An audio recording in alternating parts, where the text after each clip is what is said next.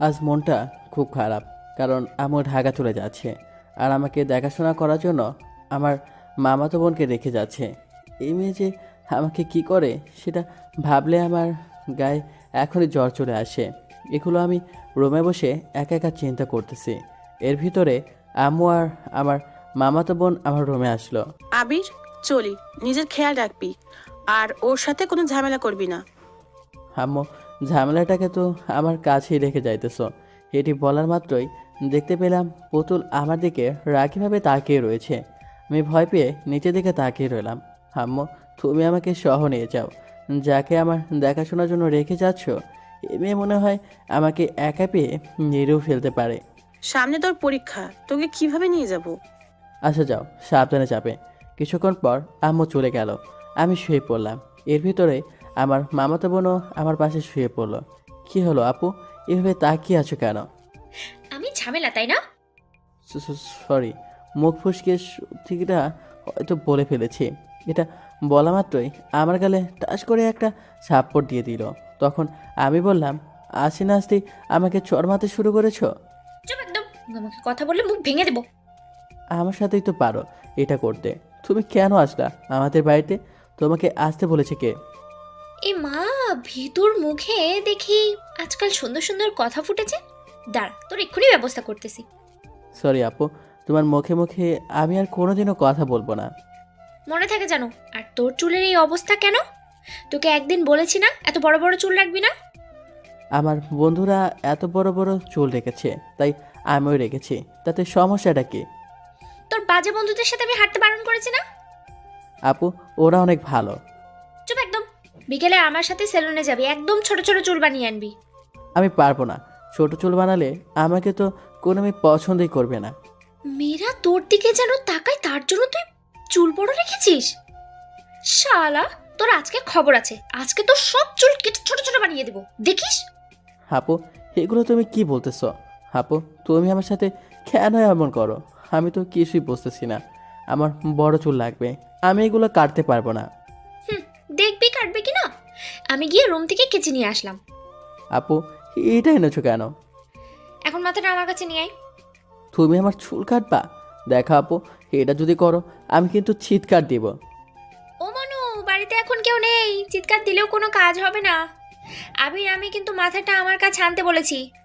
আপু সরি, আমি বিকেলে গিয়ে দোকান থেকে কেটে আসবো। কোনো কাজ হবে না, তোর চুল আজকে আমিই কেটে দেব। আমি ওর চুল টেনে আমার কাছে নিয়ে আসলাম, তারপরে কচকচ করে ওর লম্বা চুলগুলোকে কেটে দিলাম। আমি তোমাকে ছাড়বো না। তুমি আমার কত বড় চুল কেটে দিয়েছো। এই, তুই আমার দিকে তাকিয়ে বলতো তুই আমাকে কি করবি? আমি ওর দিকে তাকালাম, দেখি ওর চোখ অগ্নিবর্ণ ধারণ করেছে। এখন যদি আমি ওকে কিছু বলি তাহলে আমি থাকবো না। কি বললো? আমি তোমাকে কি করব? আমি তো তোমাকে কিছুই করব না। কেন, ভয় পাস নাকি? না, আমি চুপ হয়ে ওকে গালি দিতে আসি। আম্মু, তুমি আমাকে কেন এই মেয়ের কাছে রেখে গেলা? এই 1 মাসের ভিতর তোমার ছেলে কি মনে হয় আর কেউ খুঁজেই পাবে না। আমি চুপচাপ এই কথাগুলো ভাবতেছি। এর ভিতরেই এই মেয়ের আর একটা শাসন শুরু হলো। আর তোর ঠোঁট তো আগে অনেক গোলাপি ছিল, আর এখন এমন কালো হয়ে গেছে কেন? ঠোঁট কালো হয়েছে সেটা আমি জানবো কি করে? সিগারেটটা নিস নাকি? আপু, কি বলে এগুলো? আমি সব বাজে জিনিস খাবো কেন? না খেলেই ভালো।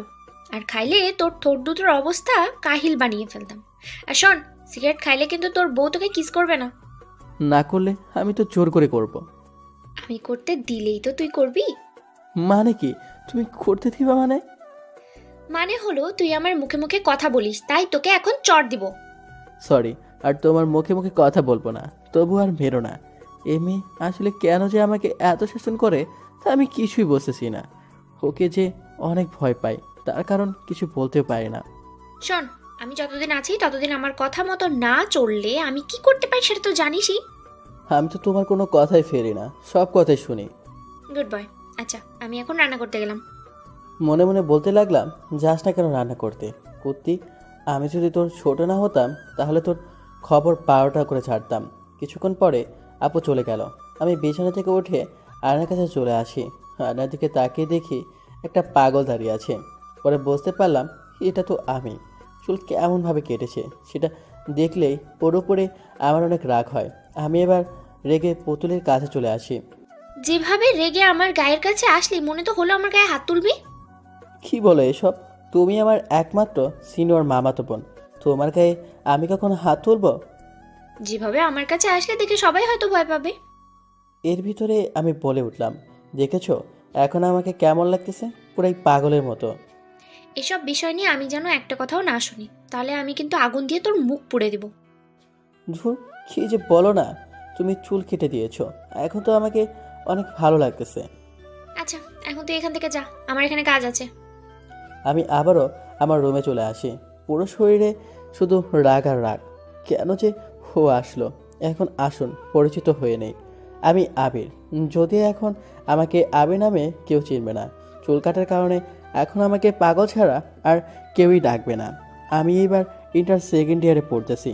আর এখানে যে আমার উপরে অত্যাচার করলো ও হলো পুতুল, আমার একমাত্র মামাতো বোন। আমার থেকে 2 বছরের বড়। ও এবার অনার্স 2য় বর্ষে পড়তেছে। মামাতো বোন বললে ভুল হবে, কারণ ও আমার কাছের একজন মানুষ। মনে হলো ওকে আমি আমার নিজের থেকেও বেশি ভালোবাসি।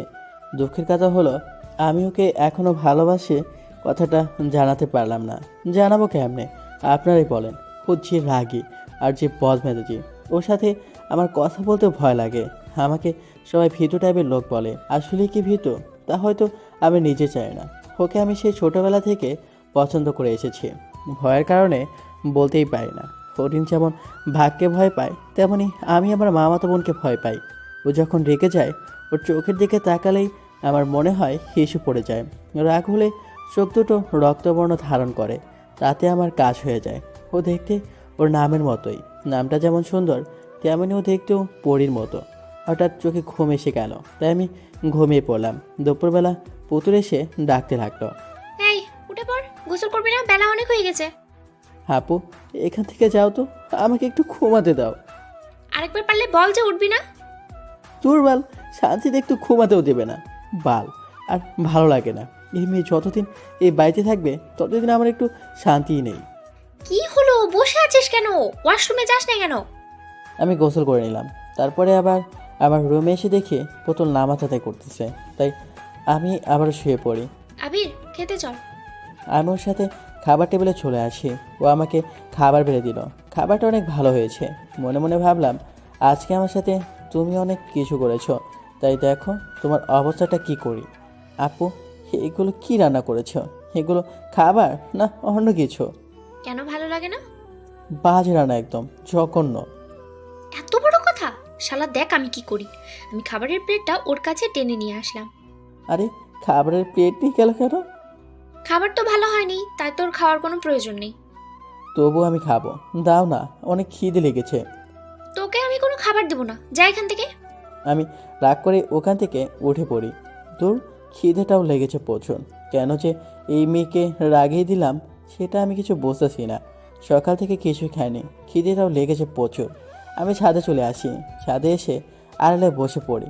হঠাৎ আমার গায়ে কারো হাতের স্পর্শ অনুভব করলাম। তাকিয়ে দেখি পুতুল। খেতে আয়, আমি তোর জন্য রুমে খাবার নিয়ে আসছি। আমি খাবো না।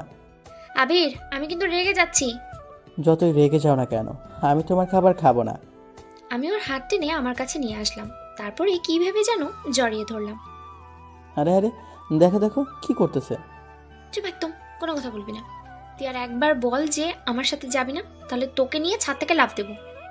এই না না, আমি এত তাড়াতাড়ি মরতে চাই না। এখনো বিয়ে করব, তারপরে বউয়ের আদর পাবো। আরও অনেক আশা আছে আমার। তাই? এই ছাড়, এত জোরে কি কেউ কাকে জড়িয়ে ধরে? সরি সরি, আমি মনে করেছি কোলবালিশ জড়িয়ে ধরে আছি। এখন তো বল পাই, জানি তো তুমি আমাকে ইচ্ছে করে জড়িয়ে ধরেছ। কি বললি শালা? তোকে আজকে আমি জানে মেরে দেবো। আমি আমার হাত দিয়ে ওর কাছে গেলাম। সেটা দেখে আবির ওর গাল দুটোতে হাত দিয়ে চেপে ধরলো। সরি সরি আপু, আসলে মজা করে বলেছি। প্লিজ আমাকে শহর মেরো না। আমি আবিরের হাত টেনে রুমে নিয়ে আসি, তারপরে ওকে খাটে বসিয়ে দিলাম। এই, তুই আমাকে কি বলেছিলি? কিছু না, আমি এখন খাবো। এটা বলে আমি খাবার খাওয়া শুরু করে দিলাম। আমি খাইতেছি আর পুতুল আপু আমার মুখের দিকে তাকিয়ে আছে। আমি খেতে খেতে পুতুলকে বললাম, আপু তুমি আমার সাথে সারাদিন এমন করো কেন? তুই আমার কথা শুনিস না কেন? আর তুই কথায় কথায় আমাকে রাগিয়ে দিস কেন? ঠিক আছে, আর রাগাবো না তোমাকে। আমি খাবার খেয়ে শুয়ে পড়লাম। সন্ধ্যার সময় দেখি পুতুল তার চুলে দিয়ে দিতেছে, তাই আমি তার কাছে চলে আসি। আপু, আমি একটু বাইরে থেকে ঘুরে আসি। না, তুই কোথাও যেতে পারবি না।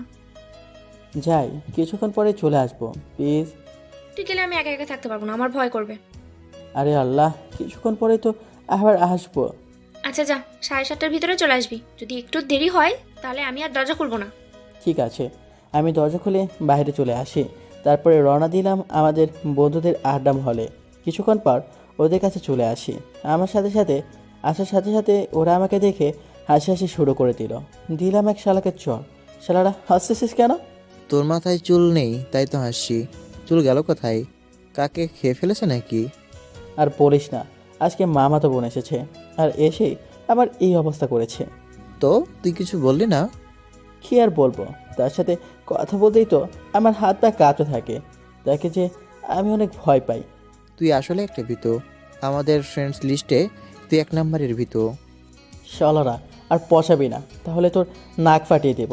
এটি বলার পরে সবাই চুপ হয়ে গেল। চলাবীর একদম ফ্রি ফায়ার হয়ে যাক। না, আশা কিছু হবে না, আজকে তাড়াতাড়ি বাসায় যেতে বলেছে। আপু কিছু বলবে না দেখিস। তুই ওকে চিনতে ভুল করছিস, শালি 1 নম্বরের মিসকে শয়তান। তাই তুই নাকি তাকে ভালোবাসিস, তো বলিস না কেন? আর ভালোবাসা, আমি তাকে ভালোবাসি, এটা যদি সে শোনে সোজা মনে হয় আমাকে খুন করেই ফেলবে। তোর কপালে গপ নাই। ওকে, দেখা যাবে আছে কি না। ওকে, আমি যাই, কালকে তোদের সাথে কথা হবে। আর একটু থাক না, তুই গেলে আর ভালো লাগে না। ওদের সাথে আরও কিছুক্ষণ আড্ডা দিলাম। সিগারেট খাবি? ওদের আনতে বলবো? নীরব, এটা বলিসই না। ও যদি সিগারেটের গন্ধ পায় তাহলে আমাকে খুন করে ফেলবে। ঠিক আছে শালার ভীতু। আমি রওনা দিলাম বাড়ির উদ্দেশ্যে। কিছুক্ষণ পর এসে পড়ি।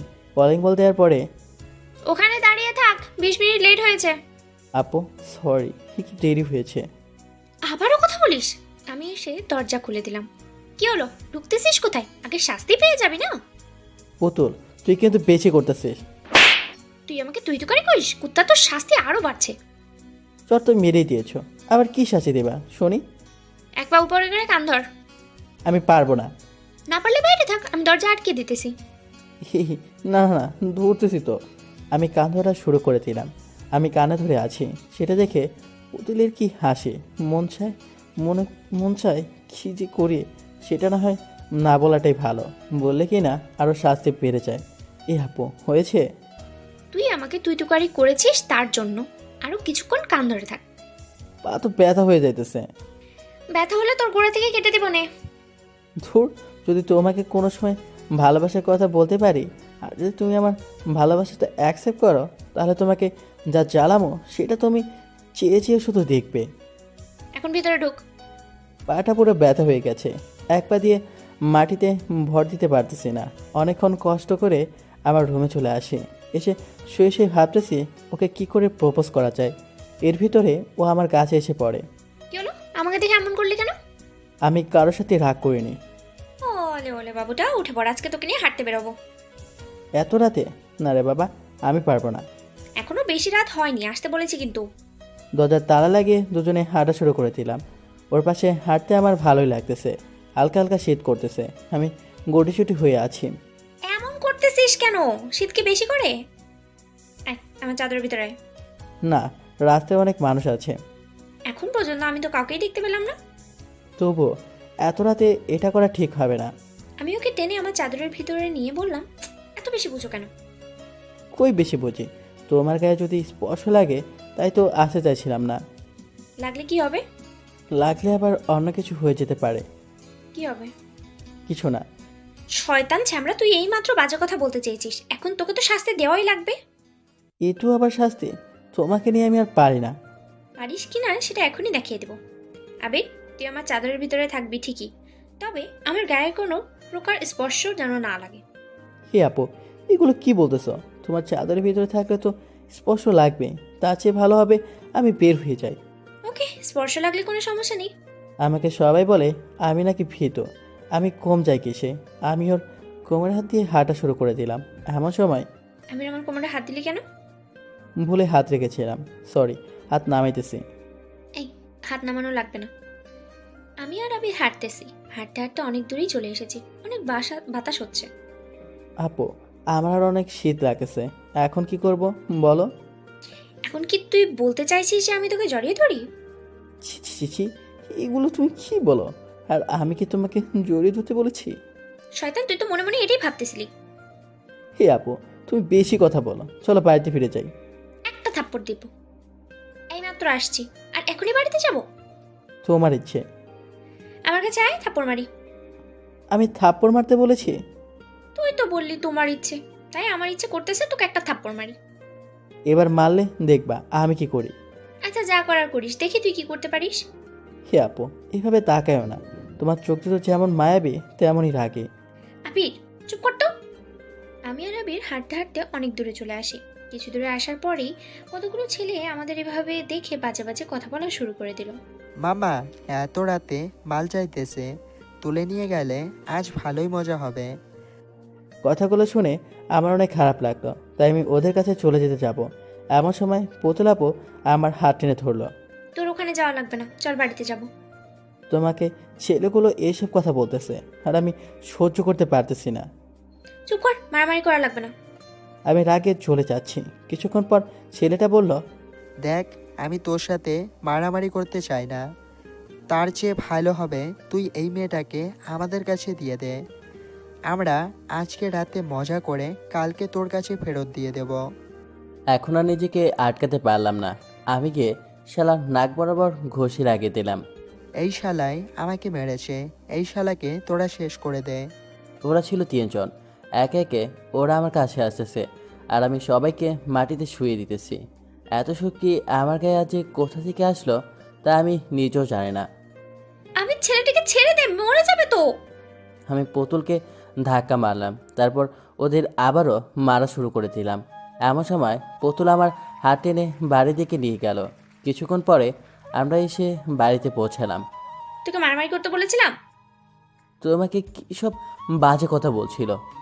বলুক, তোর যদি আজ কিছু হয়ে যেত তাহলে কি হতো? আগে বলো, তোমার যদি কিছু হয়ে যেত তাহলে আমার কি হতো? মানে? মানে হলো, তোমার কিছু হয়ে গেলে সবাই তো আমাকেই ধরতো। আমাকে ওরা এসব বললো, তাতে তুই এত চটে গেলি কেন? কিছু না, খেতে দিলে দাও। আচ্ছা, তুই ফ্রেশ হয়ে খাবার টেবিলে চলে আয়। আমি ফ্রেশ হয়ে টেবিলে চলে আসি, তারপরে খেয়ে নিলাম। কেমন যেন মাথাটা ব্যথা করতেছে। আজকে কি হতে যাচ্ছিল? আমি খাটে চলে আসি, তারপরে পুতুলাপুকে ডাকা শুরু করে দিলাম। আপু, আপু, ও আপু। এই, কি হয়েছে? এমন রাগীভাবে কথা বলতেছো কেন? কি বলবি বল। মশারিটা টানিয়ে দাও না। পারবো না। তুই আজকে আমার কথা শুনিসনি। তোকে আমি কতবার মারামারি করতে বারণ করেছিলাম। আর করব না, দাও না। আমি ওর বিছানায় মশারি টাঙিয়ে দিলাম। আবির, আমি যাই, তোর আর কিছু লাগবে? লাগতো, তবুও বলবো না। বলে তুমি আমার সাথে রাগ করবা? এখন যদি না বলিস তাহলে রেগে যাবো কিন্তু। আসলে আপু, মাথাটা না প্রচুর ব্যথা করতেছে, যদি একটু টিপে দিতা। আমি গিয়ে ওর পাশে বসে পড়ি, তারপর ওর মাথাটা টিপে টিপে দিতে লাগলাম। আপু, তোমার হাতগুলো এত নরম কেন? আবির, বেশি বকিস না, এখন একটু ঘুমানোর চেষ্টা কর। ওকে। কিছুক্ষণ পরে আবির ঘুমিয়ে পড়লো। আমারও কেমন যেন চোখে ঘুম এসে পড়লো, তাই আমি আর আমার রুমে গেলাম না, আবিরের পাশেই শুয়ে পড়লাম। সকালবেলা ঘুম ভাঙতে না ভাঙতেই দেখতে পেলাম আবির আমাকে জড়িয়ে ধরে আছে, আর আমি ওকে জড়িয়ে ধরে আছি। আমি আর কিছু বললাম না, আস্তে আস্তে ওর হাত সরাতে লাগলাম। এমন সময় আবির আরো শক্ত করে জড়িয়ে ধরলো। এখন যে কি করব বুঝতেছি না। ওর যদি ঘুম ভেঙে যায় তাহলে কি না কি ভাববে। আমি জোরে টান দিয়ে হাতটা সরিয়ে নিলাম। এমন সময় আবিরেরও ঘুম ভেঙে গেল। আপু, তুমি আমার পাশে কি করো? এই তো এইমাত্রই আসলাম তোকে ওঠাতে। সকাল হয়ে গেছে, এখন উঠে পড়। না, আমি হয়তো কিছুক্ষণ ঘুমাই। কলেজ যাবি না? এত সকাল সকাল কেউ কি কলেজে যায়? আচ্ছা, আমি যাই তাহলে। যাও। আমি আরও কিছুক্ষণ ঘুমিয়ে তারপরে নাস্তা করে কলেজের দিকে রওনা দিতে লাগলাম। এমন সময় পুতুল বলল, আবির, কলেজ থেকে একটু তাড়াতাড়ি আসিস, আমার একা একা থাকতে কিন্তু অনেক ভয় লাগে। ঠিক আছে, আর কেউ ডাকলে তুমি দরজা খুলবা না, ওকে? ঠিক আছে, সাবধানে যাবি। আমি কলেজে চলে আসি, তখন নীরব আমার কাছে এসে বলল, কি খবর তোর? ভালো, তোর? ভালোই। আবির, আজকে কলেজ ছুটি হওয়ার পর এক জায়গায় ঘুরতে যাবি? না রে দোস্ত, সময় নাই। মামাতো বোনটা একা একা বাড়িতে। আবির, তোর কি হলো শুনি? মামাতো বোনের পিছন তো ছাড়ছিস না। ও বাড়িতে একা, তাই। দেখিস আবার যেন অন্য কিছু না হয়ে যায়। এই শালা, তুই বাজে কথা ছেড়ে আর কিছু বলতে পারিস না? ওকে চল ক্লাসে যাই। আমরা সবাই ক্লাসে চলে আসি। তারপরে সব ক্লাস করে বাড়ির দিকে রওনা দিলাম। বাড়িতে এসে কলিং বেল দেওয়ার পরে, কে এসেছেন? আপু, আমি আবির। আমি মজা করে বললাম, কোন আবির? আমি তো কোনো আবিরকে চিনি না। দেখো আপু, দরজাটা খোলো। তোমার জন্য কিন্তু কলেজ থেকে তাড়াতাড়ি ফিরেছি। আমি এসে দরজা খুলে দিলাম। আমার জন্য কি তোর অনেক চিন্তা হয়? হুম, অনেক। এটা বলে আমি আমার রুমে চলে আসি। এভাবে 7 দিন কেটে গেল। একদিন রাতের বেলা দুজনে টিভি দেখতেছি আর দুষ্টুমি করতেছি। আবির, চ্যানেল পাল্টাবি না, আমি কার্টুন দেখবো। আমি মুভি দেখব। এবার যদি পাল্টাস তাহলে তোর লুঙ্গি খুলে ফেলবো কিন্তু। আমি আর পাল্টালাম না। এই মেয়ে যা খুশি সেটাই করতে পারে। কি হলো, কোথায় যাচ্ছিস? রুমে যাব, ঘুমাবো। না, আমার পাশে বস, তোর সাথে কথা আছে। বলো। আমি ওর কোলে শুয়ে পড়লাম। আপু, কিছু মনে করো না। আমি তোমার কোলে বসেই কথা শুনবো। আজকে শালার মুখ থেকে সব কথা বের করবো, দেখি পারি কিনা। আবির, তুই কি কাউকে পছন্দ করিস? তা তোমাকে বলবো কেন? বলতে বলছি কিন্তু, নাহলে কোল থেকে কিন্তু ফেলে দেবো। অনেক ভালোবাসি একজনকে, কিন্তু এখনো বলতে পারিনি। বলবো কি করে? মেয়েটি যে রাগে, শুনলে হয়তো আমাকে মারতেও পারে। আর একটা কথা, সেই মেয়েটি আমার বড়, তাই বলি না। নাম বল। না, আমি পারবো না। আর আমি তোমাকে সব কথা বলবো কেন? বলবি না? এটা বল। আমি ওকে চেপে ধরলাম। নাম বল, না হয় কিন্তু জানে মেরে ফেলবো। বলতেছি। আসলে আপু, আমি না তোমাকে অনেক আগে থেকেই ভালোবেসে এসেছি। এই, আমি না, আবির তোমাকে ভালোবাসে। এখন যদি মারতে হয় আবিরকে বেরো, আমাকে না। আমি কথাগুলো বলে এক কানে হাত দিয়ে চেপে ধরলাম আর অন্য হাত দিয়ে গাল আটকে দিলাম। আবির, এমন করতেছিস কেন? হাত নামা বলছি। আবির কোনো কথাই শুনতেছে না, তাই আমি ওর হাত টান দিলাম। হে আপু, একদম মারবে না। আমি তোমাকে ভালোবাসি না, আবির তোমাকে ভালোবাসে। হ্যাঁ আবির, আমার চোখের দিকে তাকা। এখন বল, তুই আমাকে ভালোবাসিস কিনা? না, বলবো না। ফুপিকে এখনই কল দিয়ে বলবো যে তুই আজকে আমাকে মেরেছিস। পাল, এসব বলে তো মহা মুসিবতে পড়লাম। আপু, মারিও না প্লিজ। তোমাকে না আমার অনেক ভালো লাগে, সেই ছোটবেলা থেকেই। আমার কাছে আয়। আমি ওর কাছে আসার সাথে সাথে ও আমাকে জড়িয়ে ধরলো। আহ, কি মজা। আপু, তুমিও আমাকে ভালোবাসো নাকি? আমারটা পরে বল, তোকে আগে একটু মন ভরে জড়িয়ে ধরি। কিছুক্ষণ দুজন দুজনকে জড়িয়ে ধরার পরে ছেড়ে দিলাম। আমিও তোকে ভালোবাসি। তাই? ভালো তো বাসো, তবে এখন থেকে আমার সাথে আর রাগ করবে না, আর মারবাও না। ভুল কিছু করলে শাসন তো করবই। ওকে, কইরো। আমি তো ভুল কিছুই করব না, শুধু তোমাকে ভালোই বাসবো। তাই বুঝি? রাত অনেক হয়েছে, এখন গিয়ে ঘুমিয়ে পড়ো। না, তোমার সাথে আজ সারা রাতই গল্প করব। সকালে করব, আমার অনেক ঘুম আসছে। আমি আমার রুমে চলে আসি।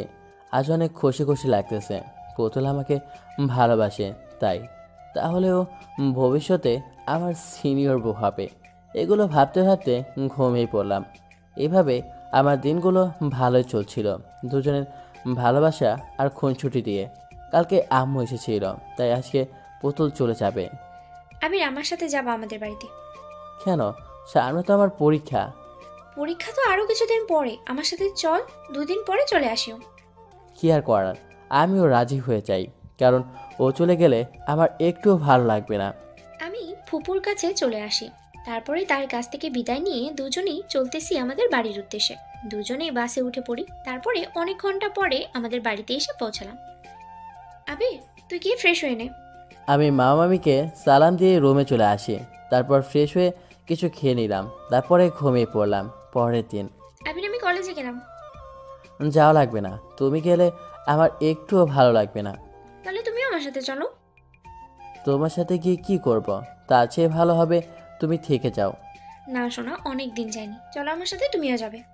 ওকে, আমি আর পুতুল ওদের কলেজের দিকে রওনা দিলাম। কিছুক্ষণ পর এসে পৌঁছালাম। এর ভিতরে ওর একটা বান্ধবী আমাদের এখানে দৌড়ে আসলো। কি মনো, কলেজে কতদিন পর আসছো?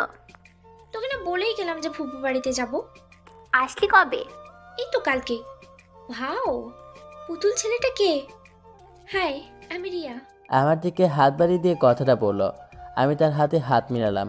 কিছুক্ষণ পরে দেখতে পেলাম পুতুল আমার দিকে রাগীভাবে তাকিয়ে আছে, তাই আমি হাতটা ছেড়ে দিলাম। এই রিয়া, ছেলে দেখলেই হাত মেলানো লাগবে নাকি? হ্যাঁ, কেন, তোর কি কোনো সমস্যা? আমার না এই ছেলেটাকে অনেক ভালো লাগছে। কি বললি আরেকবার বলতো। কেন, শুনতে পাসনি? শোন, ওর সিট খালি নেই, আমি দখল করে নিয়েছি। ঝগড়া করতেছে আর আমি চুপচাপ ঝগড়া শুনতেছি। আবির, চল বাড়িতে যাব, কলেজ করব না। কেন? তোর কেন এর কুষ্টি, আগে বাড়িতে চল, তারপর তোর মজা দেখাচ্ছি। আমি আর পুতুল বাড়িতে এসে পড়ি। তারপর পুতুল ওর রুমে ঢুকিয়ে দরজাটা আটকে দিল। আজকে আমার কপালে শনি আছে। যে হারে এমএ রেগে আছে, না জানি কি করে বসে। তুই রিয়ার হাত ধরেছিস কেন? ওই তো হাত বাড়িয়ে দিল। আমি গিয়ে ওকে টান দিয়ে আমার কাছে নিয়ে আসলাম। হ্যাঁ, এমন করতেছো কেন? মারবে নাকি? বরের গায়ে আর হাত তুলবো না, শাস্তি দিব। এখনই তুমি আমাকে জড়িয়ে ধরবা। আমি তো এক চান্সে রাজি হয়ে গেলাম। আমি গিয়ে ওকে জড়িয়ে ধরলাম। একটু রাগ করলাম। আর এখন আমাকে এত ভালোবাসে কেন? জানি কালকে বাড়িতে চলে যাবা, তোমার উপরে মেয়েদের নজর লাগবে। যদি আমার কাছ থেকে তোমাকে নিয়ে যায়, তখন আমি আর বাঁচতে পারবো না কিন্তু। তোমার কাছ থেকে আমাকে কেউই নিতে পারবে না। আমি তোমার আছি আর তোমারই থাকবো। আর যতদিন বেঁচে আছি ততদিন তোমার সাথে সারা জীবন একসাথে থাকতে চাই। ওকে, এখন ছাড়ো। ছাড়বো, তবে একটা কথা শোনো। কথাটা হলো, পুতুল, তোমার ঠোঁটে একটা পাপ্পি দিব। দিতে পারো, তবে এটাই কিন্তু শেষ, বাকি যা সব বিয়ের পরে। ঠিক আছে। এটা বলার পরে আবির এসে আমার ঠোঁটে আলতো করে একটা চুমু দিল, আর আমিও পাগলটাকে একটা দিলাম। ওকে চুমু দিয়ে আমার রুমে চলে আসি। এইভাবে এই বাড়িতে আরও কিছুদিন রইলাম। তাই আজ চলে যাব বাড়িতে। তাই আমি পুতুলের কাছে চলে আসি। এসে ওকে জড়িয়ে ধরলাম। যাও যাও, চলে যাও, এখন আর ভালোবাসা লাগবে না। বলছি আর কিছুদিন থেকে যাও না, তুমি তো আমার কোনো কথাই শুনছো না তো। আবার তো হাসবই শোনা। ওকে, যাও, সাবধানে যাও। আমি সবার কাছ থেকে বিদায় নিয়ে রওনা দিলাম বাড়ির দিকে। মনটা ভীষণ খারাপ। আসার সময় পুতুল অনেক কান্না করেছে। আমি বাড়িতে এসে পড়লাম। দেখতে দেখতে 2টি বছর কেটে গেল। আমার আর পুতুলের সম্পর্কের 2 বছরের ভিতরে আমি একটা স্কুলে চাকরি পাই। তবে বাড়িতে বিয়ের কথা বলতে আমার লজ্জা করে। ওইদিকে প্রতিদিনই পুতুল বলে আমাকে বিয়ে করবে কবে। এটি শুনতে শুনতে আমি এখন ক্লান্ত। এর ভিতরে পুতুলের কল। এই, বাসায় বিয়ের কথা বলেছো? আমার অনেক ভয় করে। তুমি একটু বলে দাও না। তুমি বলবে ওকে? ভয় করে তো। আজকে বলবা, আর যদি না বলো তাহলে আমি যে কি করব তা আমি কিন্তু নিজেও জানি না। আমার সাথে রাগ করে ও ফোনটা কেটে দিল। এখন আমি কেমনে আম্মুকে বিয়ের কথা বলবো? আমি এসব ভাবতে ভাবতে আম্মুর কাছে চলে আসি। কি বাবা, কিছু বলবি? বুঝলা কিভাবে আমি কিছু বলতে এসেছি? আমি তোর মা, তাই তোর মুখ দেখেই বুঝে গেছি যে তুই কিছু একটা বলতে এসেছিস। আম্মু, পুতুলকে তোমার কাছে কেমন লাগে? আগে বল কেন? আম্মু, আব্বু কিছু না বলে তোমাকেই বললাম। আম্মু, আমার আর পুতুলের ভিতর একটা সম্পর্ক আছে, তাই আমরা বিয়ে করতে চাই। এইটুকু? দেখতে পেলাম আম্মু এটা বলে হাসিছে। কি হলো? তুই ভাবছিস কি আমি কিছুই জানি না? তোর আর পুতুলের ভিতরে কিছু একটা আছে, তা আমি আগেই জানি। তাই তো তোর মামা মামিকে আগেই বলে রেখেছি তোদের বিষয়ে। সত্যি বলতেছো? হুম। আমি আম্মুর সাথে আরও কিছুক্ষণ কথা বলে চলে আসি রুমে। বিয়ের কথা যদি পুতুল জানে তাহলেও অনেক খুশি হবে। তবে ওকে এটা বলা যাবে না, ওকে অন্য কিছু একটা বলতে হবে। আমি পুতুলকে কল দিলাম। কি বিয়ের কথা বাসায় বলেছো? বলেছি, তবে এটা বলে কোনো কাজ হয়নি। তোমাকে আম্মু পছন্দ করে না। তুমি নাকি দেখতে পেতনির মতো। তাই আম্মু বলেছে যে আমাকে পেতনির সাথে বিয়ে দেবে না। এই আবির, কি বলো? আমি মোটেও পেতনি না, আর ফুপু এটা বলতে পারে না। আমি তোমাকে বিয়ে করব না, যেখানে আম্মুর মত নেই। তাই আমি তোমাকে বিয়ে করব না। এটা বলে আবির ফোন কেটে দিল। এখন কি করব বুঝতেছি না। আমি আয়নার সামনেই চলে আসি। আসলে কি আমি পেতনি? আমি আবিরকে ছাড়া বাঁচতে পারবো না। মরে যেতে হবে। আমি কিভাবে যেন ফুপিকে কল দিতে লাগলাম। হ্যালো ফুপু, আমি কি সত্যি দেখতে খারাপ? তোমার ছেলের সাথে আমাকে কি মানাবে না? কি বলো এসব? আবির তোমাকে কি কিছু বলেছে? বলেছে, বাট আমি তো তোদের বিয়েতে মত দিয়েছি। শালা, তুই আমার সাথে এমন করলি? আমি কথা ঘুরিয়ে নিলাম, তারপরে ফোনটা কেটে দিলাম। শালা, তোকে যে আমি কি করব নিজেও জানি না। আজ যদি তুই আমার হাতের কাছে থাকতি না, খুন করে দিতাম তোকে আমি। উহ! আমি আবিরকে কল দিয়ে কতক্ষণ গালি দিলাম। আমাদের সামনের মাসেই বিয়ে, অবশেষে বিয়েটা হয়ে গেল। আমি বসে আছি বাসার ঘরে, এর ভেতরেই আবির আসলো। আমি গিয়ে ওকে জড়িয়ে ধরলাম। একদম টাচ করবি না, তাহলে এই দেখ আমার হাতের ছুরি, এটা দিয়ে তোর গলা কেটে নামিয়ে দেব। মনে নাই আমাকে তুই কি বলেছিস? সরি বউ। তুই কোনো কথা বলবি না, তুই এখান থেকে যা, আমি ঘুমাবো। পুতুল একা একা ঘুমিয়ে পড়লো। দেখো এখন কেমনটা লাগে। বাসরাতে বউয়ের সাথে আমার এমনটা করা উচিত হয়নি। দেখি ও ঘুমিয়ে পড়েছে, তাই আমি আস্তে আস্তে গিয়ে ওকে জড়িয়ে ধরলাম আর বললাম সরি, একটু মজা করেছিলাম ওই দিন, কিন্তু কোনো সারা শব্দ পেলাম না। তাকে জড়িয়ে ধরে আমিও ঘুমিয়ে পড়লাম। মাঝরাতে দেখি ও আমাকে জড়িয়ে ধরে আছে। মন চায় নাক বরাবর একটা ঘুষি মারি, তবুও পিচ্চি বরকে দেখে অনেক মায়া হলো, তাই আমি ওর গালে একটা চুমু দিলাম। এমন সময় আবিরের ঘুম ভেঙে গেল। আমি ওকে আরও জোরে জড়িয়ে ধরলাম। তুই আমাকে জড়িয়ে ধরেছিস কেন? এখন তো তোর গলা কাটবো আমি। তাহলে তোমারও শাস্তি হবে। তুমি আমাকে চুমু খেয়েছো কেন? ওটা আমি নিজ চোখে দেখেছি। শালায় তারে ঘুমায়নি। আবির ছাড় বললাম কিন্তু। সরি সোনা, আর কোনোদিন মজা করব না। আমি ওকে ছাড়ানোর জন্য চেষ্টা করতেছি, কিন্তু পারতেছি না। এমনই সময় আমার মুখ আর ওর মুখ একসাথে বন্ধ করে দিল। এটা কি করলি? শুধু চুমু দিয়েছি, একটু পর তো ভাস শুরু করে ফেলবো। এই শোন, আমি কিন্তু অসুস্থ। কি হয়েছে আমার সোনা বউটা? আসলে আবির, আমার পিরিয়ড চলতেছে। সত্যি? হুম। তাহলে বাসর আজ করবো না তো কবে করব? যেদিন আমি সুস্থ হব ওই দিন। তাহলে আমাকে আরো চুমু দাও। ওকে, অনেকগুলো পাপ্পি দিলাম। তারপরে আমি আর ওর সাথে রাগ করে থাকতে পারলাম না। সতে হলেও আমার পিচ্চি বরের সাথে রাগ করে থাকা যায়? আমি ওর বুকে ঘুমিয়ে পড়লাম। এভাবেই 7 দিন কেটে গেল। একদিন রাতের বেলা। বউ, আজ কি তুমি সুস্থ হয়েছো? তা তোমাকে বলবো কেন? তার মানে তুমি সুস্থ? এই আবির, কাছে আসবে না, আমি কিন্তু অসুস্থ। মিথ্যে বলছো, জানি তুমি আজ অনেক সুস্থ, তাই বাসরাতে যেটা হয়নি সেটা হাস করব। আবির আস্তে আস্তে আমার কাছে এসে গেল, তারপরে আমাকে জড়িয়ে ধরলো। কিছুক্ষণ দুষ্টামি করার পরে ও আমাকে খাটের উপরে ফেলে দিল। আস্তে আস্তে আবির আমার আরো কাছে চলে আসতেছে, তা দেখে আমি চোখ বুঝে নিলাম। এর ভিতরেই আবির আমার পেটে সুড়সুড়ি দিতে লাগলো। কি হলো, এমন করো কেন? তাহলে চোখ বুঝে আছে কেন? লজ্জা করে তাই। তুমি কেমন কেমন করতেছো জানো, তাই। না, চোখ বুঝেও না। তোমার বর কেমন দুষ্টিমি করে সেটা দেখো। পুতুল চুপ করে আছে আর আমি ওকে খাটের সাথে চেপে ধরলাম। বাকিটা ইতিহাস। সেরকম ভদ্র টাইপের ছেলে আমি না হলেও আমি আমার মতোই ছোট থেকেই, মানে যখন থেকে ভালোবাসা কি বুঝতে এবং জানতে শিখেছি, তখন থেকে মনের মধ্যে একটা স্বপ্ন ছিল যে বড় আপুর সাথে প্রেম করব। তাই যেখানে যাই বড় আপু খোঁজে। বাস্তবে আমি এমনই। আমার অবশ্য ক্রাশ আছে, সে হলো মাইশা আপু। ও, আপনাদের তো পরিচয়টাই দেওয়া হয়নি।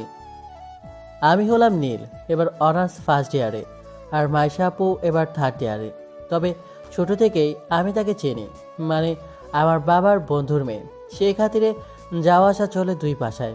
ছোট থেকেই আপুর পেছনে পড়ে থাকতাম। আপুর অবশ্য সেই লেভেলে রাগ ছিল। আপু দেখতেও খুব সুন্দর ছিল, তাই পেছনে পড়েছিলাম আর এখনও থাকি।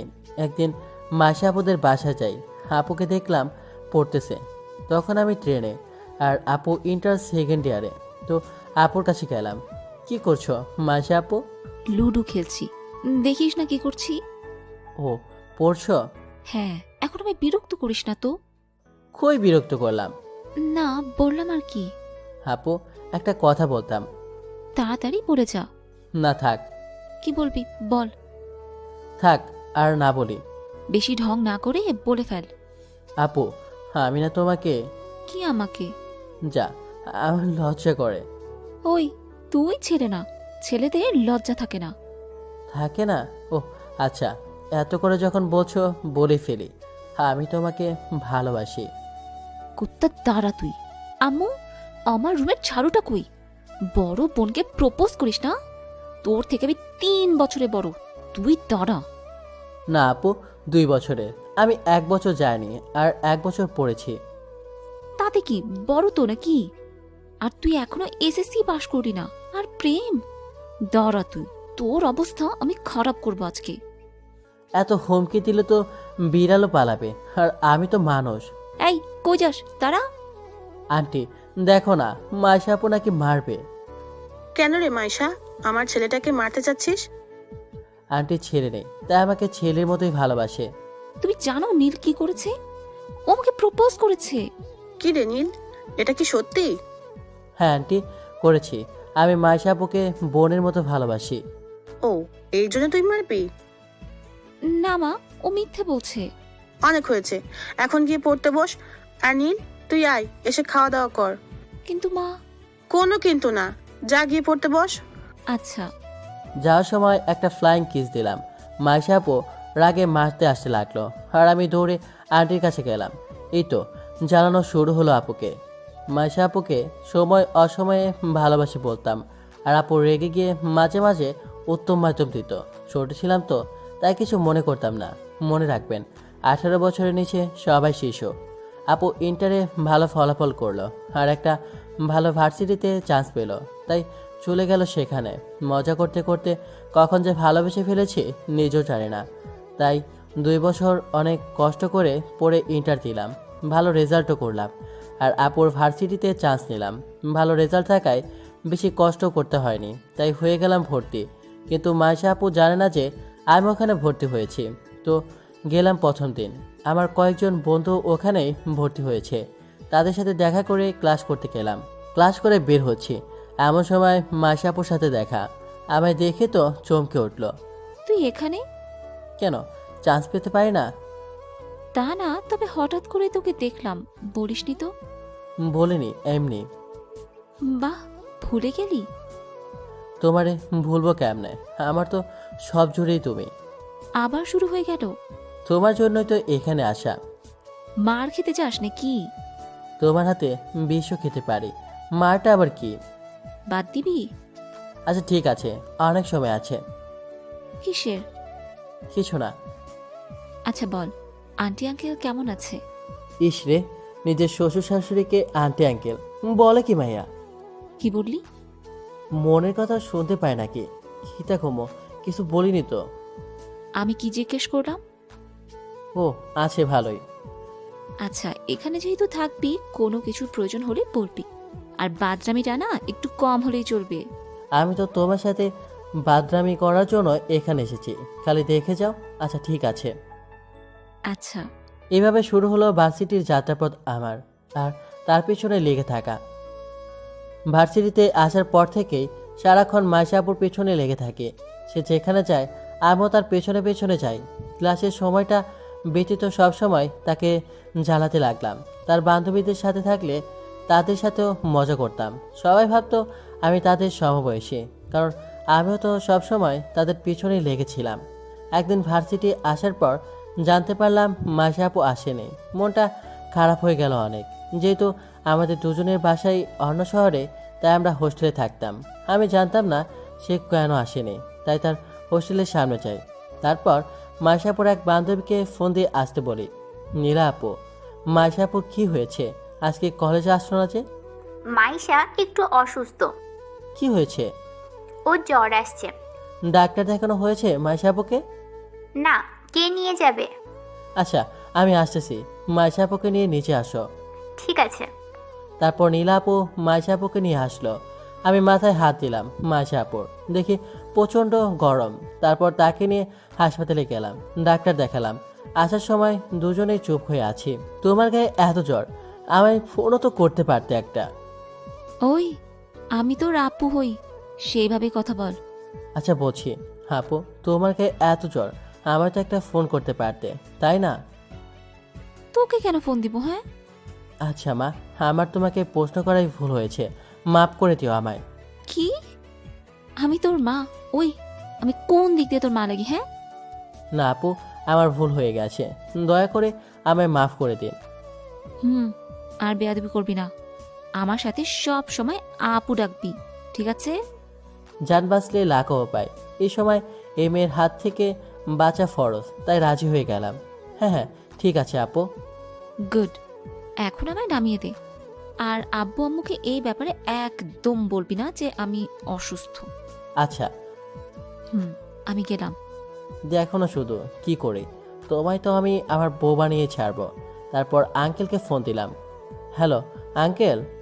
হ্যাঁ নীল বাবা, বলো। আঙ্কেল, মাসা আপু তো অনেক অসুস্থ। ভাগ্যিস আমি ছিলাম এখানে, তাই হাসপাতালে গিয়ে ডাক্তার দেখিয়ে আনলাম। কি হয়েছিল মাইশার? চিকুনগুনিয়া। তুমি মাইশাকে ডাক্তারের কাছে নিয়ে গিয়েছিলে? আঙ্কেল, ডাক্তারের কাছে নিয়ে গেলাম, ওষুধ কিনে দিলাম, তারপর হোস্টেলে নামিয়ে দিয়ে এই তো আমি আসলাম। আমাকে তো কিছুই বলেনি। এই মেয়েটার একদিন কিছু হয়ে যাবে, দেখবি। না আঙ্কেল, চিন্তা করেন না, আমি আছি না। বাবা, ওকে একটু দেখে রাখিস। আচ্ছা আঙ্কেল, আপনি যেহেতু বললেন, আর আমি আপনার কথা তো আর ফেলতে পারি না, অবশ্যই দেখে রাখবো তাকে। আচ্ছা বাবা, ভালো থাকিস। আচ্ছা আঙ্কেল, দোয়া করেন। ফি আমানিল্লাহ। আমিন। যাক, মাসাপুকে দেখে রাখার দায়িত্বটা আঙ্কেল আমাকে দিল। কোচিতে তো আমার নাগিন ড্যান্স দেওয়ার ইচ্ছে হচ্ছিল, কিন্তু নিজেকে কন্ট্রোল করলাম। পরের দিন ভার্সিটিতে দাঁড়াতে না দাঁড়াতেই কই থেকে যেন মাসাপু এসে আমার শার্টের কলার ধরল। তুই আব্বুকে কি বলেছিস? কই কিছু না তো। সত্যি করে বল। কিছুই বলিনি আমি। আমার চিকুনগুনিয়া, তাই না? তুই আমায় খুব যত্ন করে নিয়ে গেছিস ডাক্তারের কাছে, তাই না? আমায় মেডিসিন কিনে দিয়েছিস, তাই না? হ্যাঁ করলাম। হি। দাঁড়া কুত্তা, তোকে আজ তো আমি মেরেই ফেলবো। তোকে যে বললাম আব্বু আম্মুকে না বলতে, কেন বললি? ভাবলাম আমি যে এত ভালো কাজ করলাম তা আমার শ্বশুর শাশুড়িকে জানানো উচিত। তাদের জামাই এত ভালো, এটা তাদের জানানো দরকার না? আবার শুরু করলি? ওই দেখ তো আশেপাশে কিছু আছে কিনা। আজকে তো আমি তোর মাথা অবশ্যই ফাটাবো। দাঁড়া আপু, আগে শোনো। আঙ্কেল আমায় আরেকটা দায়িত্ব দিয়েছে। কি দায়িত্ব? তোমায় দেখে শুনে রাখার। দাঁড়া, আমি তোরে দায়িত্ব দেওয়াচ্ছি। আমি তো বলেই তোর। উত্তাপ পালাচ্ছিস কই? তোকে তো আমি আজকে মেরেই ফেলবো। ধরতে পারলে তো। তারপর পালিয়ে সেখান থেকে চলে আসলাম। কিছুদিনের জন্য ছুটি নিয়ে বাসায় গেলাম।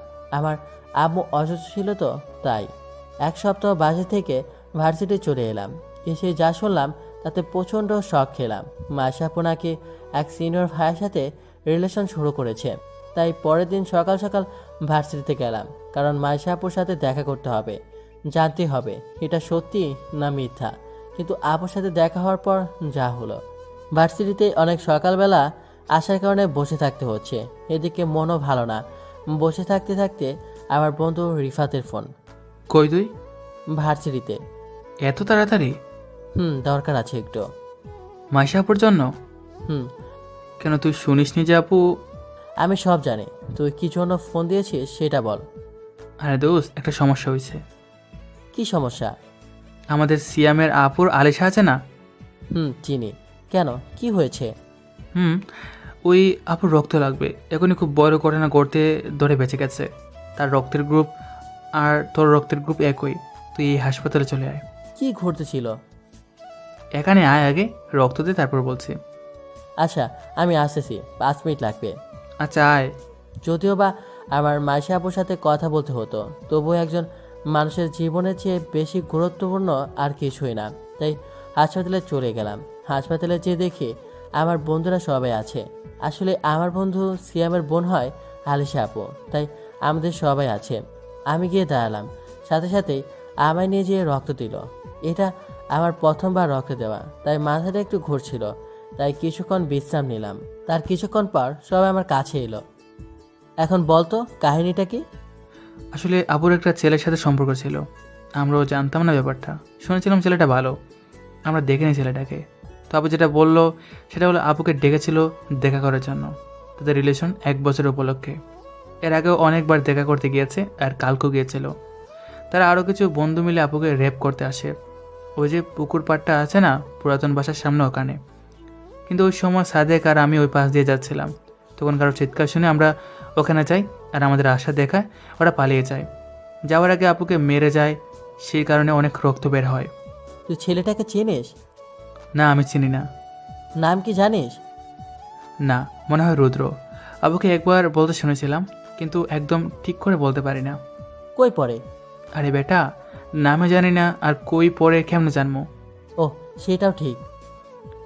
চল দেখি আপুর কি অবস্থা। চল। আপুর বেডের কাছে গেলাম, এখনও ঘুমাচ্ছে। ডাক্তার বলেছে কয়েকদিনের মধ্যে ঠিক হয়ে যাবে।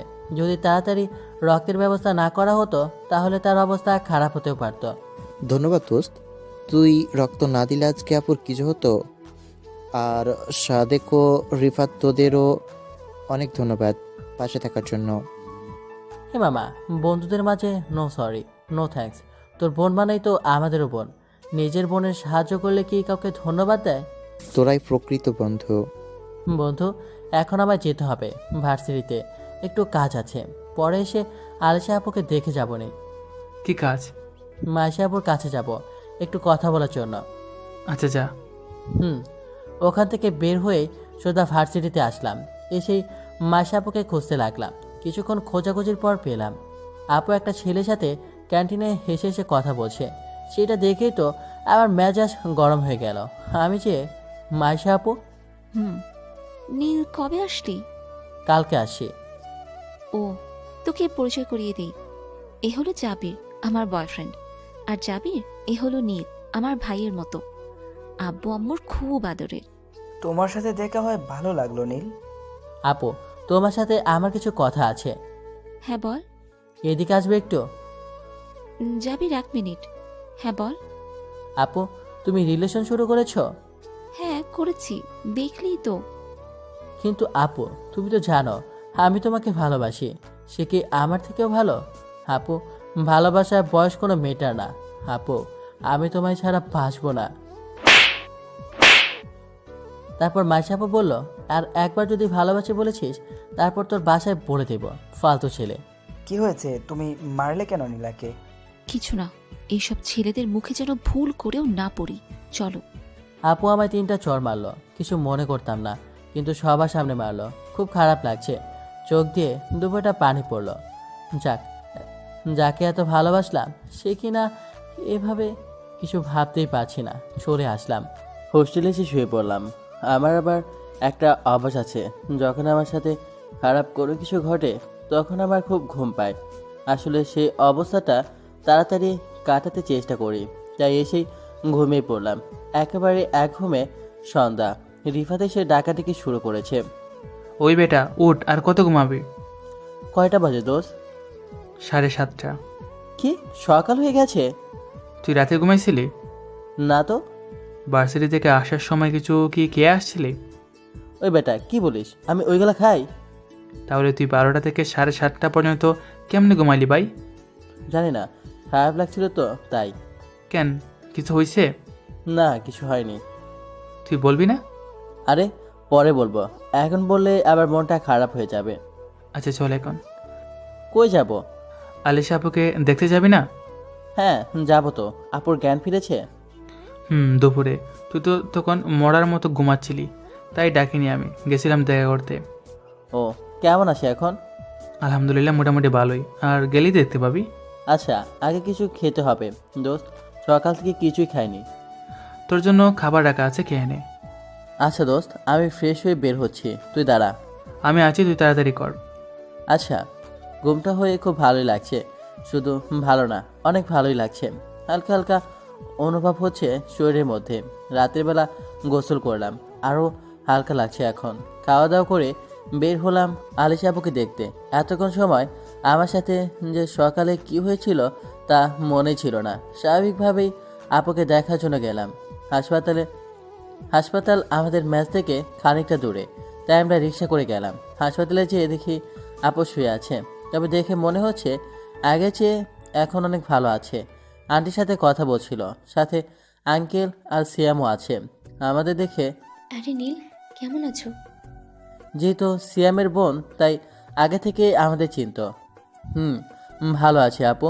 তোমার এখন কেমন অবস্থা? আগের থেকে এখন ভালো। শুনলাম তুমি নাকি আমাকে রক্ত দিয়েছো। তোমাকে অনেক ধন্যবাদ নীল। এটা তুমি কি বলছো আপু? তুমি সিয়ামের বোন মানে তো আমাদেরও বোন, আর নিজেদের বোনকে রক্ত দিলে বুঝি ধন্যবাদ দিতে হয়? ঠিক আছে, আমার ভুল হয়ে গেছে। আচ্ছা আপু, তোমার থেকে কিছু জানার ছিল। ওই ব্যাপারে? হুম তোমার যদি কোনো সমস্যা থাকে তাহলে বলতে হবে না। না না, কোনো সমস্যা নেই। ওকে, একটু খুলে বলো, মানে বিস্তারিত। আচ্ছা, আমাদের সম্পর্ক 1.5 বছরের। আমার সাথে ওর রিলেশন শুরু হয় 3rd ইয়ারে থাকতে। ও তখন নতুন ছিল কলেজে, চুপচাপ ছিল, কারোর সাথে তেমন কথা বলতো না। আর অনেকের মানুষের কাছ থেকেই শুনেছি ছেলেটা অনেক ভালো। ওকে কিছু মেয়ে প্রপোজও করেছিল, কিন্তু রাজি হয়নি। হঠাৎ একদিন আমাকে প্রপোজ করলো।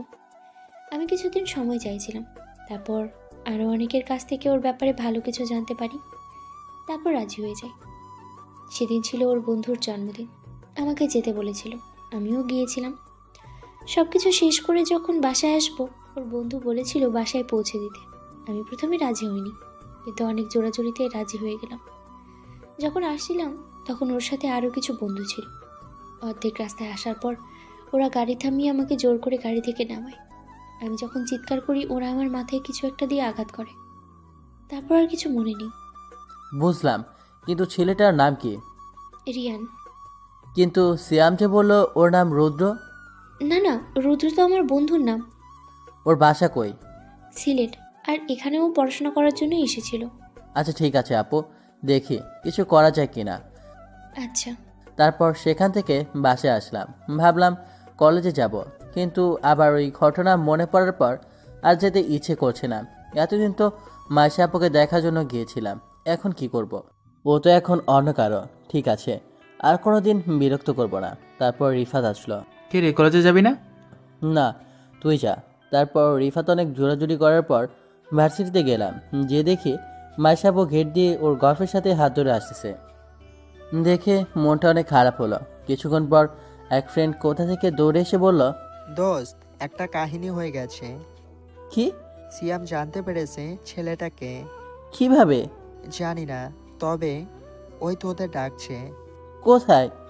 আমরা যেখানে আড্ডা দেই সেখানে। চল তাহলে। সিয়ামের সাথে দেখা হওয়ার পর একটা আশ্চর্যজনক খবর শুনলাম। সিয়ামের সাথে দেখা হওয়ার পর থেকেই মাথার ভিতরে একটা জিনিস ঢুকছে না। কি বিষয় জানতে পারলো সিয়াম, শুধু আগ্রহটা বাড়ছেন। তাই দেরি না করে আমরা সবাই যেখানে আড্ডা দিই সেখানে গেলাম। আমরা ভার্সিটির বড় বটগাছের নিচে আড্ডা দিতাম সব বন্ধুরা মিলে। গিয়ে দেখি সেখানে সিয়াম সহ আমাদের আরও কয়েকজন বন্ধু বসে আছে। সিয়ামকে দেখে অনেকটা অন্যমনস্ক মনে হচ্ছে, তাই তার কাছে গেলাম। তোর এই অবস্থা কেন? ও তুই বলিস না বন্ধু, একটা বিষয়ে জানতে পারছি। কি বিষয়? সেটা বলার জন্যই তো এত তাড়াতাড়ি ডাকলাম তোদের। বল তাহলে। আপু যে রিয়ানের কথা বলছিল না, তার খবর পেয়েছি। কি কি বলিস? কই খবর পাইলি?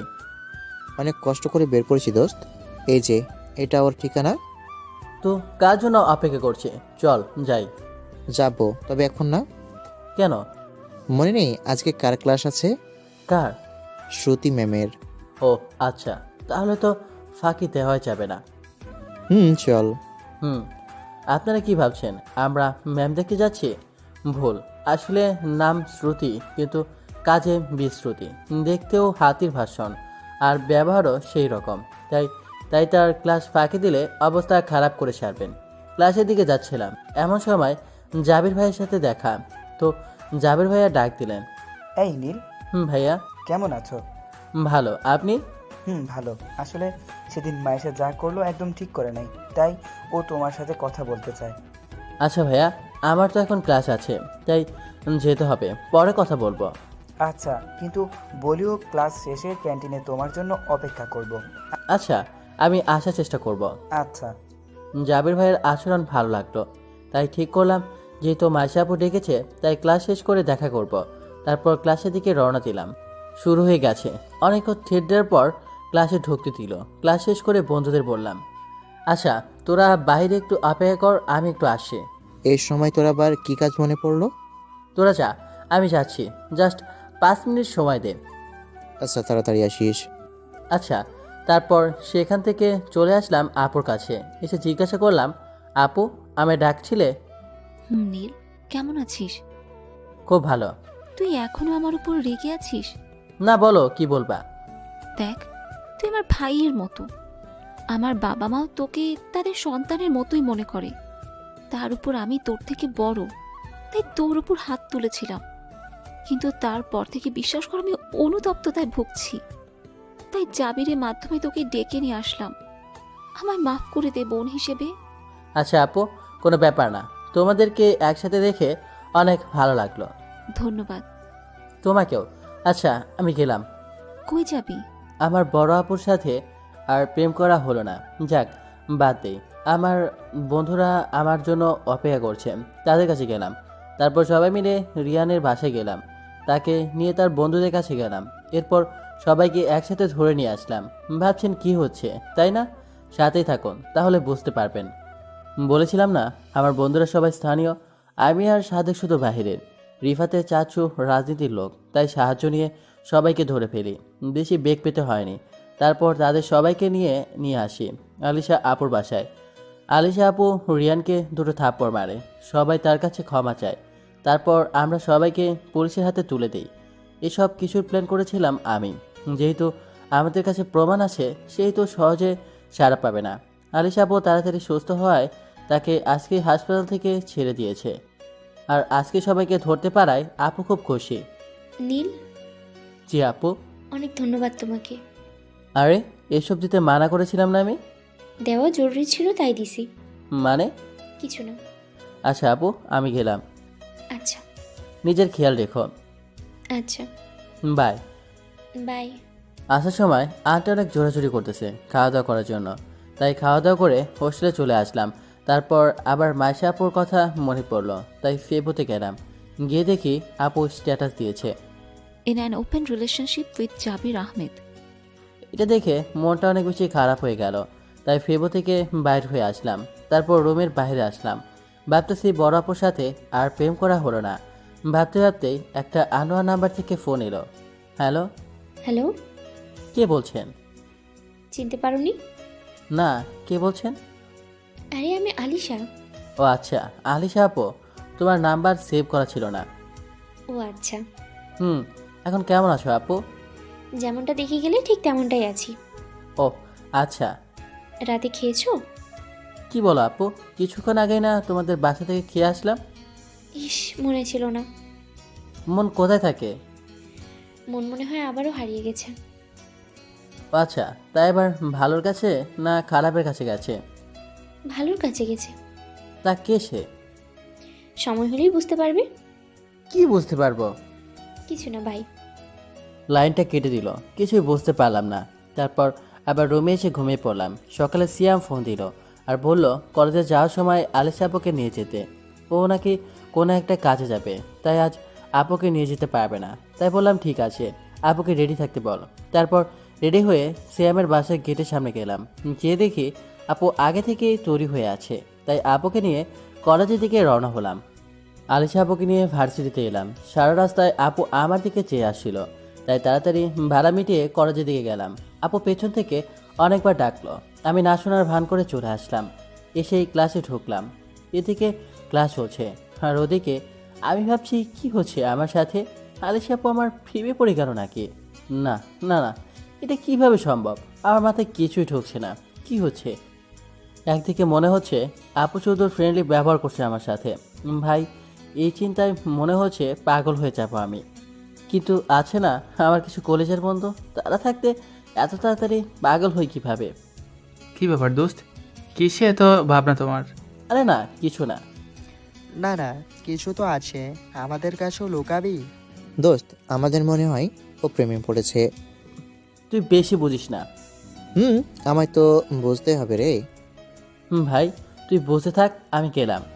কই যাস? আগে ট্রিট দে। কিসের জন্য? সেটা পরে বুঝতে পারবি, আগে ট্রিট দে। আমি ভাবতাম তোরা আমার অবস্থা দেখে পাশে থাকবে, আমার অবস্থাটা বুঝবি। এখন দেখছি তোরা আমার পকেট খালি করার ব্যবস্থা করছিস। শত শত কথা বুঝি না, তুই ট্রিট দিবি কিনা বল? আরে ভাই, বলবি তো কিসের জন্য টিচ চাচ্ছিস? বন্ধুর কাছে ট্রিট চাচ্ছি, তাও আবার কারণ খুঁজছিস? যা, লাগবে না তোর ট্রিট। এই একদম ইমোশনাল ডায়লগ দিবি না, তাহলে মেরে তক্তা বানাই দিব। সবাই একসাথে হেসে উঠল। এই একদম হাসবি না, খেতে চাইলে চল। চল চল, সময় নষ্ট করিস না। নীলাবার কখন রং পাল্টাই তার কোনো ওয়ারেন্টি নেই। ওই শালা চুপ থাক। আচ্ছা দুলা ভাই। বাবা ভালো তো, চল। চল সবাই। ভাবলাম বন্ধু হয়, মানে বেগে সম্মান রাখবে। 1,000 টাকা নিয়ে আসলাম। এদিকে আমার হাতে একটা চকলেট ধরায় দিল। এইটা ছাড়া আর কিছুই খাইতে দেয়নি। 1,000 টাকা 30 মিনিটে শেষ করে ফেললো। তারপর ক্যান্টিন থেকে বেরিয়ে আসলাম। তখন দেখি মাইশাবু আসতেছে। আজ জাবির ভাইয়ের সাথে নেই।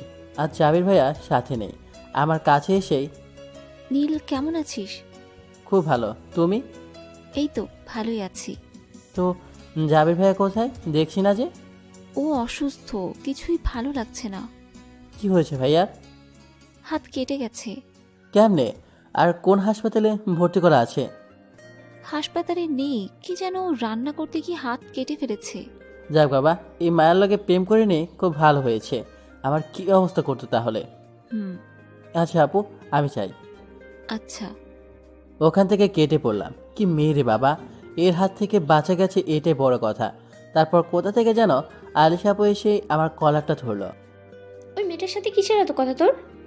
আরে ওটা আমার বড় আপু। সেটা আমিও জানি, ও আমাদের সিনিয়র। মাইশা আপুর বাবা আর আমার বাবা বন্ধু, সেই হিসাবে কথা বলছি। এরপর থেকে আর বলবি না, যদি দেখি কথা বলা হয় তাহলে তোর পা ভেঙে দেবো কিন্তু। আমায় কোনো কথা বলার সুযোগও দিল না। কথাটা বলে সাথে সাথে চলে গেল। তাই আমিও সবাইকে বিদায় দিয়ে হোস্টেলে চলে আসলাম। তারপর রাতে একটু ফেসবুকে গেলাম, আর সাথে সাথে আলিশা আপুর ফোন এলো। কি করো? এই তো মাইশাবুর লগে কথা বলি। এই, তোর বললাম না আর কোনো মেয়ের সাথে কথা না বলতে। কেন? আমি কেন তোমার কথা শুনবো? কালকে শুধু কলেজে আয়, তারপর বলছি আমার কথা কেন শুনবি। ফোনটা কেটে দিল। আবার আমি চিন্তায় পড়ে গেলাম, কি হচ্ছে আমার সাথে? আপু কি আমায় সত্যি ভালোবাসে? তারপর একটা বুদ্ধি করলাম যে আপু আমায় ভালোবাসে কিনা। পরের দিন কলেজে গেলাম আর সবাইকে আমি সব কিছু বুঝিয়ে বললাম কি কি করতে হবে। আমি মাইশাপুর হাত ধরে দাঁড়িয়ে আছি। তখন দেখি আলিশা আপু আমাদের এমন অবস্থা দেখে চোখের পানি মুছে কোথায় জানি চলে গেল। আর হ্যাঁ, আমরা মাইশা আপুকে বলেছি এই কথাটা, আর যেন আমার সাথে এই অভিনয়টা করে। দেখ, কাঁদতে কাঁদতে চলে গেল। এখন যা, গিয়ে সব কিছু ঠিক কর। আচ্ছা তারপর কি হয় আমাকে বলবি পরে। ঠিক আছে বলে চলে আসলাম। কলেজের পাশে একটা পুকুর আছে, একদম নিরিবিলি জায়গা। ওখানে আলিশা আপু বসে আছে। আমি গেলাম, একটু কাশি দিলাম, ঘুরে দেখলো না। তারপর বললাম, হ্যাঁ আপু। কি হয়েছে বল। কিভাবে শুরু করি কিছুই বুঝতে পারছি না, তাই সরাসরি বলে দিলাম, আমায় ভালোবাসো? আমার বইয়ে গেছে তোকে ভালোবাসতে। ও, আমি মনে করেছিলাম তুমি আমায় ভালোবাসো। আচ্ছা ঠিক আছে, আমি মাইশাপুর পেছনেই লেগে থাকি। আরে এক পা গেলে তোর পা ভেঙে দেবো। মা কেন? এই, তুই বুঝিস না যে আমি তোকে কতটা ভালোবাসি? তুই যেদিন আমাকে রক্ত দিলি সেদিন আমার তোকে ভালো লেগেছিল। তারপর যখন রিয়ানকে আমার কাছে নিয়ে আসলি সেদিন তোকে ভালোবেসে ফেলেছি। এতদিন থেকে তোকে বোঝানোর চেষ্টা করলাম আর তুই বুঝলি না আমি তোকে কতটা ভালোবাসি। এসব নাটক ছিল। কি? এসব নাটক ছিল। আজকে তোকে আমি সত্যি মেরে ফেলবো শয়তান। আমি দিলাম তোর, শেষ পর্যন্ত কিনা এমন বড় আপু পেলাম। আলিশা আপুর দৌড়ানি খেয়ে কোনো মতে বাঁচলাম। তবে একটা জিনিস জানলাম যে আলিশা আপু আমায় ভালোবাসে। যাক, সিনিয়র আপুর সাথে শেষ পর্যন্ত প্রেম হয়ে গেল। এখন ভালোবাসা চলবে ওড়াচোড়া, কিন্তু কিছু একটা দিয়ে তো শুরু করতে হবে। আমাদের ভার্সিটিতে এত প্রেমিক প্রেমিকা আছে, যার কারণে সব ফুল আগেই শেষ হয়েছে। তাই কি করা যায় ভাবতে লাগলাম। আলিশা আপু তার বান্ধবীর সাথে বসে আছে দেখে মনে হচ্ছে অনেক খুশি আজকে। যাই আর দেরি না করে, আমায় সামনে দেখেই আগুন, চোখ মুখ লাল করে ফেলেছে। যা, কি করলাম আমি আবার? তার বান্ধবীগুলো হাসাহাসি করছে। ও বুঝলাম, সব নষ্টের গোড়া তাহলে এরাই। মনে মনে ভাবছি রিলেশনটা একবার ভালোভাবে শুরু হোক, তারপর তোমাদের দেখে নেব। তারপর তারা আপুকে রেখে চলে গেল। তখন আপু উঠে চলে এলো আমার কাছে। এই, হাতে কি তোমার? কদু। কদু দিয়ে কি করবি? তোমায় তো প্রপোজ করা হয়নি, ভাবলাম রাগ করে আছো, তাই প্রপোজ করলে রাগটা ভেঙে যাবে আর রিলেশনটাও শুরু হবে। কুত্তা, তাই বলে কদু? দুনিয়াতে আর কিছু পেলি না? কদু দিয়ে কি কেউ কাউকে প্রপোজ করে? আর বলো না, গেলাম ফুল নিতে, কিন্তু নাই, সব শেষ করে দিয়েছে আর্মির বাচ্চাগুলা। পরে দেখলাম সেখানে কদু অনেকগুলো, মনে হয় কদু গাছ লাগিয়েছে ভার্সিটির বাগানে। তাই ভাবলাম যখন গোলাপ পেলাম না, তখন কদুই ব্যবহার করি, তাই তোমার জন্য অনেক কষ্ট করে একটা কদু নিয়ে আসি। কদু তাই না? দাও কদু দাও। আজকে যদি এই কদু তোমার মাথায় ভাঙতে না পারি তাহলে আমার নামও আলিশা নয়। এত রাগ করো কেন? আমি তো ভালো জিনিসই আনছি, এটা বাসায় নিয়ে যেয়ে রান্না করেও খেতে পারবে। তোর কদু তুই নিয়ে যা, লাগবে না তোকে প্রপোজ করতে। তুই তোর কদু নিয়ে থাক, আমি গেলাম। ওই শোনা, কই যাও? কদুটা অন্তত নিয়ে যাও। ধুর, এত কষ্ট করে কদুটা নিয়ে আসলাম আর না নিয়েই চলে গেল। কিছু সময় ওখানে দাঁড়িয়ে থাকলাম, তারপর ভাবলাম যাই, এটা তো কোনো কাজে লাগাতে হবে, তাই বিক্রি করে দেই, সাথে কিছু আয় হবে, কি বলেন? কদুটা 20 টাকায় বিক্রি করলাম, তারপর বন্ধুদের কাছে আসলাম। কি মামা, কই থেকে আসলি? কদু বিক্রি করতে গেছিলাম। হ্যাঁ, কস কি, কই পাইলি কদু? কদুর ব্যবসা শুরু করলি নাকি? আরে না শালা বাবু, আসলে না, এদের বলা যাবে না, শালারা আমায় নিয়ে অনেক মজা করবে। আসলে হয়েছে কি, তার আগেই আলিশা আপুর আগমন। আমি বলছি কি হয়েছে। তুমি কেন বলতে যাবা? আমি বলছি তো, মোশাররফ করিমের স্টাইলে। থাক, আপনাকে আর কষ্ট করে বলতে হবে না, আমি বলছি। তোমাদের ওই উগান্ডিয়ানের বন্ধু আমাকে কদু দিয়ে প্রপোজ করতে গিয়েছিল, আর কিছু পাইনি নাকি এই জন্য সেই কদু আবার বিক্রি করে আসলো। এক একটু বোঝাও আর একটু সামলিয়ে রাখিও। কখন যে আমার পিটুনি খাবে। কদু নিয়ে আমার বান্ধবীদের সামনে আমাকে প্রপোজ করতে গেছে, আমার মান সম্মানের 12টা বাজিয়ে দিছে। তার উপরে কদু নিয়ে দাঁত বের করে হাসতে ধরছিল। একে তোমরা আগলে রাখো, সামলে রাখো, না হলে আমি। এ রে, নিজের সম্মান গেছে দেখে আমার সমানের ফালুদা বানাই দিল। কি? কদু দিয়ে প্রপোজ? কি আইডিয়া দোস্ত! এসব আইডিয়া কই থেকে আসে তোর মাথায়? একটু ভাব নিয়ে। আরে বাহ দুলাভাই বাহ, তুই তো ইতিহাস রচনা করবি। কদু দিয়ে প্রপোজ করে এসব ফোন দিয়ে আসে কোথা থেকে তোর মাথায় বলতো? আর একটু ভাব নিয়ে। আসলে কি বলছিস মামা? কথা কি সত্যি? কত দিয়ে প্রপোজ? তোকে নোবেল দেওয়া উচিত, তুই তো কিংবদন্তি। আইডিয়াটা পাইলে কই বলতো? এবার বুকটা ফুলিয়ে, হয়েছে কি? আরে বল বল, লজ্জা পাস না। আরে তোরা বলতে দিবি তো? আমি বলার আগেই তো তোরা কথা বলছিস, আমাকে সময় দিবি তো বলার জন্য। তোমরাই শোনো ওর কাহিনী, আমি গেলাম। আর এই দিন যদি আর এরকম করো তাহলে কিন্তু মেরে তক্তা বানিয়ে তোমাদের কাছে পাঠিয়ে দেবো। আচ্ছা আপু তুই যা, আর নীল তুই বল। তারপর আমি ওদের সব বললাম। সব শোনার পর ওরা হাসতে লাগলো। কথায় আছে না, কারো ভালো দেখলে কেউ সহ্য করতে পারে না। কিছুক্ষণ পর সিয়াম একটা গোলাপ ফুল নিয়ে আসলো। যা গিয়ে প্রপোজ কর। এরকম শালাবাবু যেন সবারই হয়। জাফাক। আচ্ছা, তারপর আলিশা আপুকে প্রপোজ করলাম। দুজন দুজনের হাত ধরে আবার এদের কাছে চলে আসলাম। আমার বোন যদি কখনো কষ্ট পাই তাহলে কিন্তু ভালো হবে না। শুধু দেখে যাও শালাবাবু। আর তোরা আমি এখন বড়, সম্মান দিয়ে কথা বলবি। এভাবেই আমাদের রিলেশন শুরু হলো। বড় বাবুর সাথে প্রেম করার শখ পূরণ হয়েছে, তবে প্রপোজ করার সময় অনেক ভুল করেছিলাম, মাফ করে দিয়েছে। সেগুলো না হয় বললাম। আর হ্যাঁ, আজ আমাদের 5 বছরের রিলেশন করার পর বিয়ে, একটা ভালো জব করি, তাই পরিবারে কোনো সমস্যা হয়নি। আমি অনেক খুশি আজ। তবে এর মধ্যেও একটা ঘটনা আছে। আলিশা আপুর সাথে বিয়ে। ওহো সরি, সে তো এখন আমার হবু বউ। আমার আর তাদের পরিবার একটা অনুষ্ঠানের আয়োজন করেছে, অনেকেই নিমন্ত্রিত। এত আগে না আসে চলেন কিছুটা পেছনে ফেরা যাক। আলিশা আপুর সাথে রিলেশন শুরু হওয়ার পর থেকেই মেয়েটা যত্ন নিতে শুরু করলো, তবে একটু বেশি, এই আর কি। আর আর আমার খুব ভালো লাগতো, তার কথা মতো চলতাম, তাই বেশি ঝগড়া হতো না। শুনেছি একটা রিলেশনশিপে যদি ঝগড়া না হয় সেটা নাকি অপূর্ণ থাকে, তাই আমি মাঝে মাঝে একটু ঝগড়া করতাম। তবে পরে আমাকেই ওর রাগ ভাঙাতে হতো। একদিন মাইশাবুর সাথে আমায় কথা বলা দেখছিল, সে কি কান্না, তবে লুকিয়ে বলতাম। তারপরও দেখেছিল, সেদিনও খুব কান্না করছিল। তারপরে অনেক কষ্টে ওর রাগ ভাঙাতে হয়েছে। তারপর থেকে আর মাইশাবুর সাথে কথা বলতাম না। একদিন ভার্সিটির সিনিয়রদের বিদায় হচ্ছিল, সেদিন সব থেকে খুশি ছিল আলিশা আপু, তাই তার কাছে গেলাম। কি ব্যাপার আজকে? আজ আমি সব থেকে বেশি খুশি। কিন্তু কেন শুনি?